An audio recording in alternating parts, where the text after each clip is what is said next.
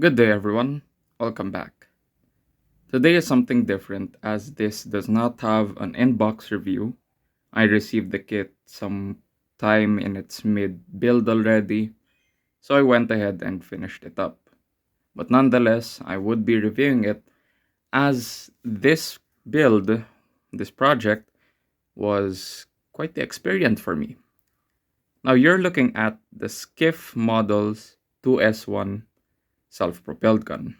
Now, this kit was, if I'm not mistaken, made in Ukraine, and this also has markings for both the Soviet Army and also for Ukraine. Now, from the get go, I could say that the build was really something. The overall fit of the hull, both the lower part, the front panel, and also this back panel right here, the sponsons, and also actually these parts right here. These are individual parts, but I was able to putty them out to sit flush. I could say that the build or the fitting was quite the issue with this one. It didn't really sit flush, so you would have to really putty a lot of areas, especially the joint parts for the front and back panels and the upper hull. The quality of the plastic was kind of soft. There are some cases, especially with the suspension arms, that just a little pressure might deform them or completely break them off.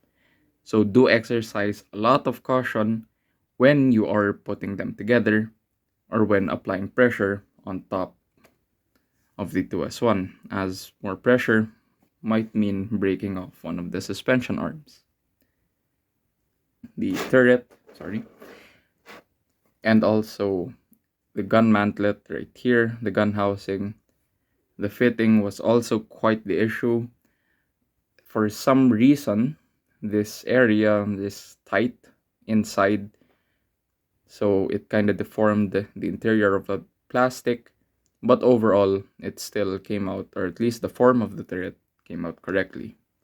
And I'm not sure if it's really endemic with SKIF, but some of the plastic has mismatching colors. So unlike, let's say, Tamiya, where it's uniform, or with Dragon, it's just gray. For SKIF, some of it comes with lighter green, darker green, so it's not really an issue, but it's just something that I found quite amusing. This kit, however, does have photo etched parts. Now, the panel you see here, that's photo etched. For this one, the front vision port of the driver, this is also photo etched. The window, the driver's sight, and also that windshield wiper, those are also photo etched. The grills you see right here are also photo etched. And coming around the back, there are brackets right here, you can see. Those are also photo etched. Not a lot of complicated photo etch parts, so it does give some amount of detailing as well.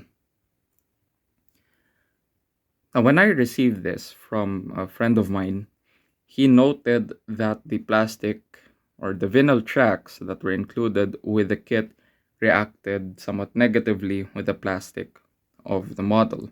The pins, the edges right here of the vinyl tracks, made some indentations on the sponsons. I guess those were the contact points. So in a way, he said that it melts the plastic. And he went ahead and provided me with trumpeters, link and length tracks, which I used right here with the model. This would be subjective, but if your vinyl tracks don't react to the model, I would suggest using them since they're still relatively good. But if you can get, let's say, like the link and length right here, there's also no problem as it came out quite nicely. As you can see right there, it sits flush, so no issues right there. Now another notable detail that I would like to point out would be these lights right here. It has quite the weird assembly, so you would have to build the entire housing before connecting the sponson parts and then also the upper hull.